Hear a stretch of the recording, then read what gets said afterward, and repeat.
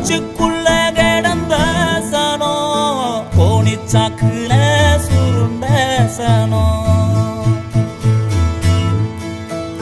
பஞ்சம் பசி பார்த்த சனோ படையிருந்தும் பயந்த சனோ. பல புதிர்களும் முடிச்சுகளும் நிறைஞ்சது வண்ணார் சமூகத்தோட வரலாறு. வண்ணார் சமூகத்தோட வரலாறு தனி வரலாறு இல்லை, பறையர் வரலாறும் புலையர் வரலாறும் தென்னங்கயிறு போல முன்னும் பின்னும் பின்னி பிணைஞ்ச ஒரு வரலாறு தான் வண்ணார் சமூகத்தோட வரலாறு. வண்ணார் சமூகத்தில் இருக்கக்கூடிய இந்த முடிச்சுகளையும் புதிர்களையும் அவிர்க்கிற போது பறையர் சமூகத்தினுடைய வரலாறுலையும் புலையர் சமூகத்துடைய வரலாறும் இருக்கக்கூடிய பல செய்திகள் நமக்கு வெளிச்சத்துக்கு வரும். வணக்கம், நான் செந்தமிழ் காவலன்.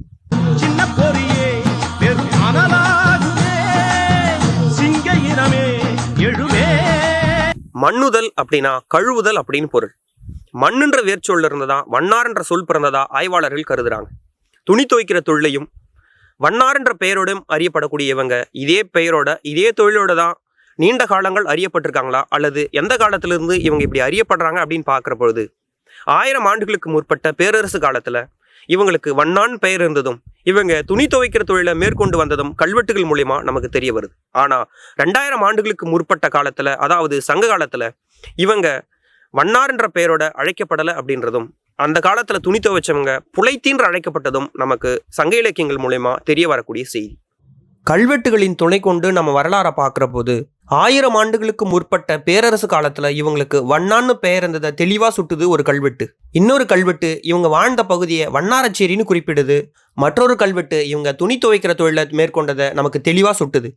இலக்கியங்கள் வழி பார்க்குற போது கூட 63 நாயன்மார்களில் ஒருவரான சேரமான் பெருமாள் நாயனார் கதையிலையும் சேக்கிழார் வண்ணான் என்ற பெயரில் தான் வண்ணார்களை குறிப்பிடுறார். சேரமான் பெருமாள் நாயனார் காலமான கிபி 9ஆம் நூற்றாண்டிலேயே வண்ணார் என்ற சமூகம் தான் துணி துவைக்கிற சமூகமாக அறியப்பட்டிருக்கு அப்படின்றத தான் சேக்கிழார் நமக்கு தெரியப்படுத்துகிறார். ஆக 1000 ஆண்டுகளுக்கு முற்பட்ட காலத்தில் இவங்க வண்ணார் என்ற பெயரோடையும் துணி துவைக்கிற சமூகமாக தான் அறியப்பட்டிருக்காங்க அப்படின்றத தான் நம்ம உறுதிப்படுத்துகிறோம். ஆனால் 2000 ஆண்டுகளுக்கு முற்பட்ட சங்க காலத்தில் வண்ணார் அப்படின்ற பெயர் எந்த இலக்கியங்களிலும் குறிப்பிடப்படவில்லை. சங்க காலத்தில் துணி துவைக்கிற சமூகமாக அறியப்பட்டிருந்தவங்க புலைத்தி அப்படின்ற சமூகத்தை சேர்ந்தவங்க. அகநானூரில் 2 பாடலும், கலித்தொகை, நற்றிணை, குறுந்தொகை, புறநானூறுன்னு ஒவ்வொரு இலக்கியங்களிலும் தலா ஒரு பாடலுமாக புலைத்தி அப்படின்றவங்க தான் துணி துவைச்சதா நேரடியாக குறிப்பிடுது சங்க இலக்கியங்கள். அது மட்டும் இல்லை, சங்க காலத்தில் புலைத்தி அப்படின்ற பெண்கள் மட்டும்தான் துணி துவைக்கிற சமூகமாக இருந்திருக்காங்க. ஆண்கள் ஒருபொழுதும் துணி துவைக்கிறவங்களா இல்லை அப்படின்றாரு ஆய்வாளர் தனஞ்சயன் அவர்கள். புலைத்தி அப்படின்றவங்களை பற்றி சங்க இலக்கியம் பேசுகிறத போலவே புலையர் அப்படின்ற பிரிவு பற்றியும் சங்க இலக்கியங்கள் பேசுது. இந்த புலையர்கள் சுடுகாட்டில் சோறு படைக்கிறவங்களாகவும் பறையடிப்புறங்களாகவும் அறியப்படுறாங்க. இன்றைக்கும் கூட பறையர் சமூகத்துக்கு இறப்பு சடங்குகளில் செய்து வைக்கிறவங்களாகவும் சுடுகாட்டில் சோறு படைக்கிறவங்களாகவும் இந்த வண்ணார் சமூகத்தை சேர்ந்தவங்க தான் இருக்காங்க. திருவண்ணாமலை மாவட்டம் வெண்பாக்கம் வட்டத்தில் அழிவிடதாங்கி பெருங்கொட்டூர் போன்ற ஊர்களில் இந்த வழக்கம் இன்னைக்கும் நடைமுறையில் இருக்கிறத நம்ம பார்க்க முடியும். இந்த புலையர் புலைத்தி அப்படின்ற பேர் ஒற்றுமை வச்சு தான் ஆய்வாளர் தனஞ்சயன் அவர்கள் இந்த 2 பேரும் ஒரே சமூகத்தை சார்ந்தவங்க அப்படின்னு சொல்லுவார். ஆனால் இங்கே தான் ஒரு மிகப்பெரிய கேள்வி எழுது. புலையர் என்றவங்க வண்ணார் சமூகத்தை சார்ந்தவங்க அப்படின்னா பறையர் இனத்தை சேர்ந்தவங்களும் ஏன் புலையர் அப்படின்ற பேரில் அழைக்கப்பட்டிருக்காங்க? சைவ சமயத்தில் 63 நாயன்மார்களில் ஒருவரான பறையர் சமூகத்தை சேர்ந்த நந்தனாரை புலையர் அப்படின்னு சுட்டுவார் சேக்கிழார். புலையர் அப்படின்ற சமூகம் இன்னைக்கு கேரளாவில் பெரும்பான்மையும், தமிழ்நாட்டில் பழனி, கொடைக்கானல் போன்ற பகுதிகளில் சிறுபான்மையும் பழங்குடியினராக வாழ்ந்து வராங்க. கேரளாவில் இருக்கக்கூடிய புலையர்கள் பறையர்களை விட வருண அமைப்பில் ஒருபடி மேலே இருக்கிறதா தங்களை கருதிக்கிறாங்க.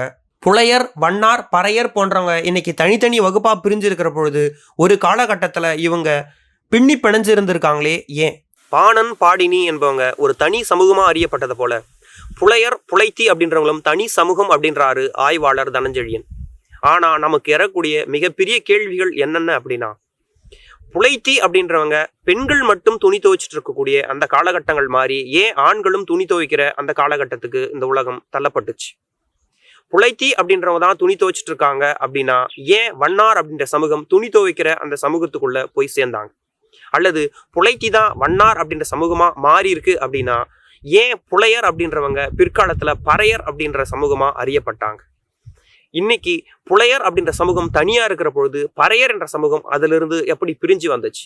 புலையரும் பறையரும் வண்ணாரும் எப்படி தனித்தனி சமூகங்களா இன்னைக்கு மாறி இருக்கு? சங்க காலத்துல இவையெல்லாம் முன்னும் பின்னும் பின்னி பிணைஞ்ச ஒரு சமூகமா இருக்கே, அது ஏன்? அறநெறியை போதிக்கும் அறப்பள்ளீச்சுர சதகம் அப்படின்ற நூல் யாரெல்லாம் நேர்ல பார்த்தா நல்ல சகுனம் அப்படின்ற ஒரு பட்டியலை கொடுக்குது. அதுல வண்ணார் சமூகத்தை சார்ந்தவங்க நேர்ல வந்தா நல்ல சகுனம் அப்படின்னு குறிப்பிருக்கு. ஆனா வண்ணார் சமூகத்தை பத்தி நூல் எழுதின சிவசுப்பிரமணியம் அவர்கள் தன்னோட நூல்ல ஒரு செய்தியை மேற்கோள் காட்டியிருப்பாரு. தொட்டால் தீட்டு ஏற்படுத்தக்கூடிய சமூகங்களா, அதாவது தீண்டத்தகாதவர்களா சிலர் கருதப்பட்டது போலவே, பார்த்தால் தீட்டு ஏற்படுத்தக்கூடிய சமூகமா, அதாவது பார்க்கத்தகாதவர்களா சில சமூகங்களை கருதுன அவலமும் கொடுமையும் இந்த மண்ணில் நிகழ்ந்திருக்கு.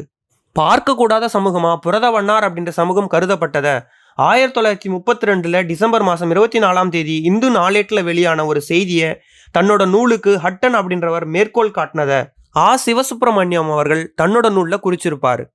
வண்ணார் சமூகத்தை சார்ந்தவங்களை நேரில் பார்த்தா நல்ல சகுனம்னு சொல்ற இலக்கியங்கள் ஒரு புறம், புதிரை வண்ணார் அப்படின்ற சமூகத்தை நேரில் பார்க்கக்கூடாத சாதியா பார்த்த அவலம் இன்னொரு புறம். இது ரெண்டும் மிகப்பெரிய முரண். இப்படி பல்வேறு முரண்களை நாம் தொடர்ந்து விளக்க வேண்டியது இருக்கு. தொடர்ந்து இணைந்திருங்கள். இது திராவிடர் கொழுந்து வலையொலி. நான் செந்தமிழ் காவலன். நன்றி.